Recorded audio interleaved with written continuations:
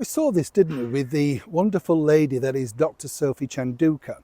I thought she spoke so brilliantly, so eloquently when she was over here in the United Kingdom on Sky News with a great broadcaster, in fact, Sir Trevor Phillips. You know, she put out a case very succinctly, and this is not a woman to be trifled with, because clearly she'd been to the Financial Times, she told her story, and then, of course, the machine guns tried to mow her down, particularly from the Sussex squad and those people who basically said, oh no, she's not a nice person. The fallout between Harry and Meghan and Sophie all really resulted on this, well, some people might say, a rather embarrassing situation of where, you know, Meghan got up on the stage, no reason to, but she did, and then Harry wanted Sophie to publicly apologise so that the media would back off his wife.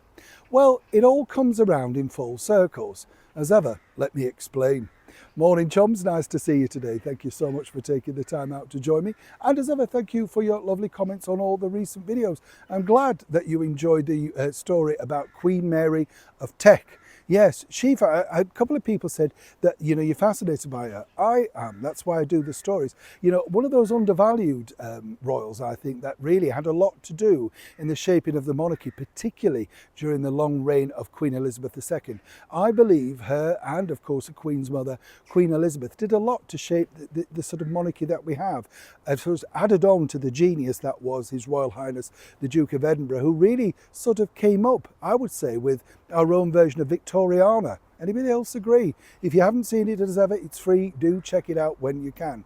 Let's get back, of course, to your royal story of the day. They say, don't they, that history just repeats itself. But sometimes, of course, if your wife's, well, you know, some people might say utterly detested because of her bullying, alleged stuff and all of that things. And what's interesting, when you talk to staff, and this is the thing I would say, right, chums, you know, when you talk to people that have worked alongside Harry and Meghan, they all say the same thing, you know, that she's utterly charming when he's around, very feminine, very demure. And as ever, I have to say allegedly, but the moment he's out of the picture, you know, absolutely just, you know, full on diva, as it were. And I don't understand why you'd have to be like that, because clearly you've got the opportunity, you've had those wonderful things given to you on a plate, you know. Now, as we saw over the last couple of days, and I reported on it recently, about the fracas, if you like, with none other than the Hollywood star Brooke Shields and Meghan Markle. And it's really escalated in the fact that, you know, a simple throwaway comment, you know, this is the fragility and the sort of like paper thin veneer of Meghan. She can't stand any criticism. Anybody else would have batted it off and said, well, you know, it's fine if that's Brooke's thing or whatever. Did it need to be made into something else? Now, we saw this with Catherine, the Princess of Wales. Meghan was very, very keen to make sure on the Oprah Winfrey that it was Catherine who came with flowers, who apologised profusely, you know, even though it's disputed, debated, whatever, about exactly what Catherine was apologising for. With people like Meghan, you can never apologise enough. It didn't matter if he came with, you know, plates of gold and silver. They would publicly say, I accept, but they still play the victim.